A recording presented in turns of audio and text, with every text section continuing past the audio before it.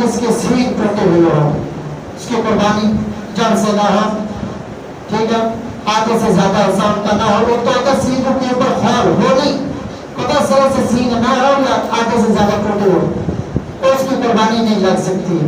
कि लंगड़ा जानवर के जिसका लंगड़ापन वाज़ेह हो, एक एक लंगड़ा चौथा पाँव, एक पाँव लंगड़ा चौथा पाँव वो टेक रहा है जमीन के नीचे और उसका सहारा लेके जानवर चल रहा है, फिर ठीक है। एक है कि जानवर कुर्बान गाह तक चल के भी ना जा सके, मुश्किल से जाए, तना लंगड़ा वो पाँव नीचे ना रख सके, उसकी कुर्बानी नहीं लगती। और एक वो जानवर है कि इतना कमजोर और लागर हो कि जो कुर्बान गाह तक चल के ना जा सके, उसकी कुर्बानी नहीं लग सकती। और एक वो जानवरों की जिसकी दुम का चौथाई हिस्सा कटा हुआ हो, उसकी कुर्बानी नहीं लग सकती।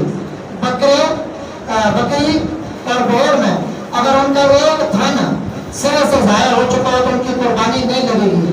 और गाय और भैंस, इनके अगर दो थन न हो, एक न हो, किसी बीमारी की वजह से ज़ाया हो तो या ना हो तो कुर्बानी लग सकती है। अगर दो न हो या दो से ज्यादा तो फिर इनकी कुर्बानी नहीं लग सकती। या ऐसा जानवर के जो काना हो और उसका जो कानापन है वो जहर हो, साफ समझ आ रही हो इस जानवर को कान से नजर नहीं आता सिरे से, उसकी कुर्बानी नहीं लग सकती।